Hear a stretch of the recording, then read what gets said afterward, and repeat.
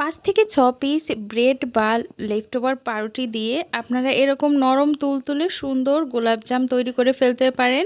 দেখেই বুঝতে পাচ্ছেন যে রসে ভরা ভিতরটা ঠিক কতটা সফট তৈরি হয়েছে। অনেক সময় গুঁড়ো দুধ দিয়ে তৈরি করলে হয়তো ফোলে না বা ভিতরে শক্ত থেকে যায়, কিন্তু আপনারা যদি এই টিপসটা ফলো করেন তাহলে মাত্র 4-5 পিস পাউরুটি দিয়েই আপনারা প্রায় 1 কিলো মতো গোলাপজাম ঘরেই তৈরি করতে পারবেন। আর এটার টেস্ট হবে দোকানের থেকেও বেশি। সবথেকে সহজ রেসিপি, যে প্রথমবার চেষ্টা করবে সেও কিন্তু কোনো রকম ভুল ছাড়াই এই রেসিপিটা তৈরি করতে পারবে। সো হ্যালো ফ্রেন্ডস, পিউপ্রিয়া কিচেনে আপনাকে অনেক স্বাগত। চলুন রেসিপিটা শুরু করা যাক। তো এখানে আমি 7 পিস পাউরুটি নিয়েছি। এটা প্লেন পাউরুটি নয়, এর ভিতরে টুটি ফ্রুটি দেওয়া ছিল আর একটু হয়তো কালারও দেওয়া আছে, তার জন্য এর কালারটা কিন্তু একটু ইয়েলো আছে। আর ইয়েলো হওয়ার জন্য কিন্তু গোলাপ জামুনের যে কালারটা হবে সেটা সব থেকে বেশি সুন্দর দেখাবে। আর অল্প সময়ের ভিতর গোলাপজামটা যখন ভাজা হবে তখন এর সাইডে কালারও চলে আসবে। এবার পাউরুটিগুলোর কি করলাম, সাইডটা আমি একটুখানি কেটে নিলাম, কেননা অনেকটা পোড়া পোড়া থাকে আর সেটা কিন্তু মিক্সিতে যখন দিয়ে আমি এটাকে একটুখানি ব্লেন্ড করে নেব তখন ওগুলো ভালো করে ব্লেন্ড হবে না। দানা থাকলে কিন্তু কোনোভাবেই গোলাপজামটা ভালো তৈরি হবে না। সেজন্য ব্রেডের সাইডেরগুলো আপনাকে অবশ্যই কেটে নিতে হবে। আর তারপর হাত দিয়ে হালকা একটু টুকরো টুকরো করে নিলাম। এবার দিয়ে দেবো 1 চামচ থেকে 1.5 চামচ চিনি। তো নর্মাল চামচ হিসাবে এখানে 1.5 চামচ চিনি দিয়েছি, আর তার সাথে দিয়ে দেবো একটা এলাচ দানা ফাটিয়ে। এতে করে ফ্লেভারটা কিন্তু খুবই সুন্দর হবে। চিনি, এলাচ দানা আর সাথে ব্রেডটা দিয়ে খুব ভালো করে ব্লেন্ড করে নিতে হবে। কোনো রকম জল দেওয়া ছাড়াই কিন্তু ব্লেন্ড করতে হবে, যাতে বেশ একটা পাউডার ফর্মে এটা চলে আসে। 1 থেকে 2 মিনিট ব্লেন্ড করে নেওয়ার পর দেখুন ঠিক এরকম পাউডার ফর্মে চলে এসেছে, আর কোনো রকম দানা ছাড়াই কিন্তু এটা খুব সুন্দর তৈরি হয়ে গেছে। এবার এর ভিতরে দিয়ে দেবো 1 চামচ ময়দা। সমস্ত টিপস ফলো করে আপনারা করবেন, দেখবেন কোনো রকম ফেল ছাড়াই আপনারা তৈরি করে ফেলতে পারছেন। তারই সাথে দিয়েছি 1 চামচ এখানে পাউডার মিল্ক, সাথে দিয়েছি হাফ চামচ বেকিং পাউডার। বেকিং সোডা দেওয়া যাবে না, এখানে কিন্তু বেকিং পাউডারই ব্যবহার করতে হবে। এবার হাত দিয়ে সব কিছু খুব ভালো করে একটু মিশিয়ে নেব। 7 পিস ব্রেডের জন্য এখানে 1 চামচ দিয়েছি ময়দা আর সাথে 1 চামচ গুঁড়ো দুধ। আপনারা ব্রেডের পরিমাণ বেশি নিলে কিন্তু তখন ময়দা আর গুঁড়ো দুধের পরিমাণটাও একটু বেশি নিয়ে নেবেন।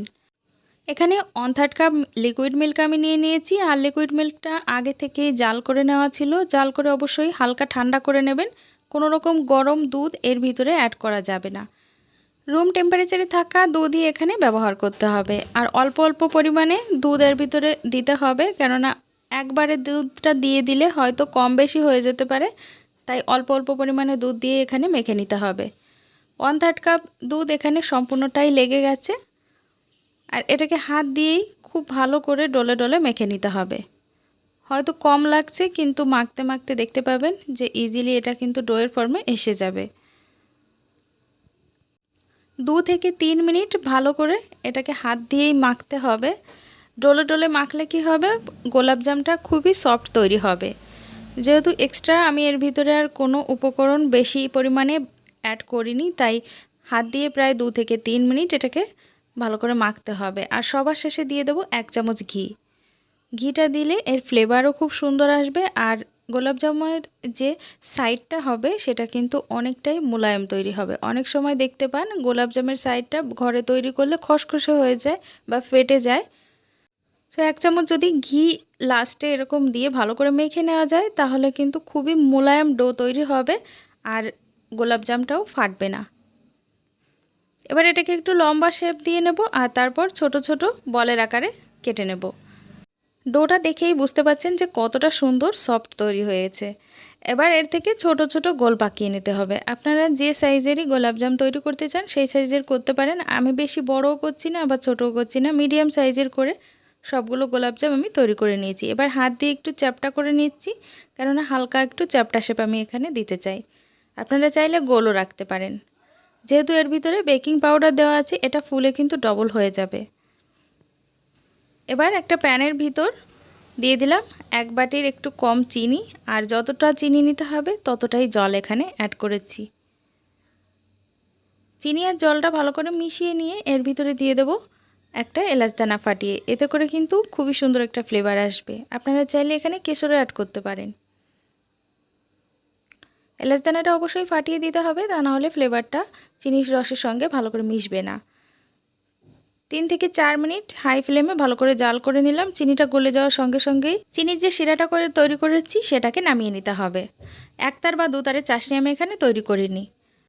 চাশনিটা তৈরি করে নেওয়ার পর এখানে আমি কড়াইতে কিছু পরিমাণ রিফাইন্ড তেল খুব ভালো করে হাই ফ্লেমে গরম করেছি। তারপর গ্যাসের ফ্লেমটা লোতে রেখে সবগুলো মিষ্টি দিয়ে দেব। মিষ্টিগুলো দেওয়ার সঙ্গে সঙ্গেই দেখতে পাচ্ছেন এটা কিন্তু ফুলতে শুরু করেছে। যতটা ছোট ছিল তার থেকে কিন্তু মিষ্টিগুলো ডবল হয়ে গেছে।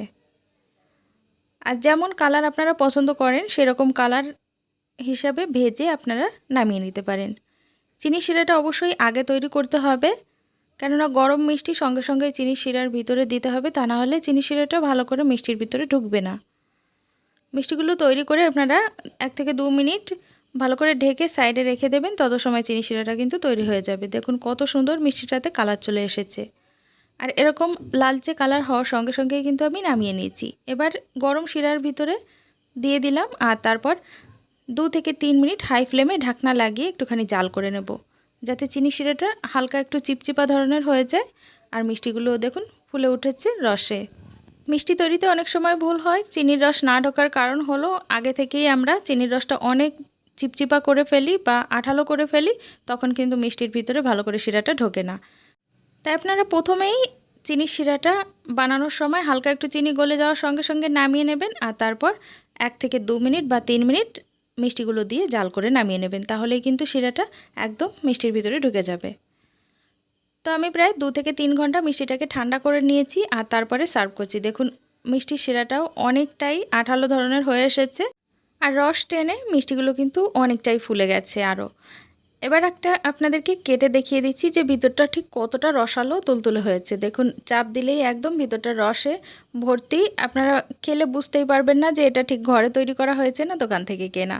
তো বন্ধুরা ভিডিওটা কেমন লাগলো অবশ্যই কমেন্টসে জানাতে ভুলবেন না। তারই সাথে বন্ধুদের সঙ্গে শেয়ার করার অনুরোধ রইল। এবার আমার চ্যানেলে নতুন হলে আপনারা অবশ্যই চ্যানেলটিকে সাবস্ক্রাইব করে রাখবেন, সাথেই বেল আইকনটা প্রেস করে দেবেন যাতে এরকম ইজি রেসিপি আরও দেখতে পারেন। আর ফেসবুক থেকে দেখলে অবশ্যই পেজটাকে ফলো করে রাখবেন।